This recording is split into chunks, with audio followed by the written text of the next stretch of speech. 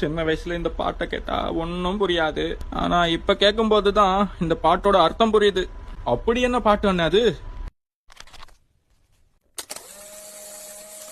உடைந்த நொந்த உள்ளத்தோடு கூடவே இருந்து பாதுகாக்கின்றேன்.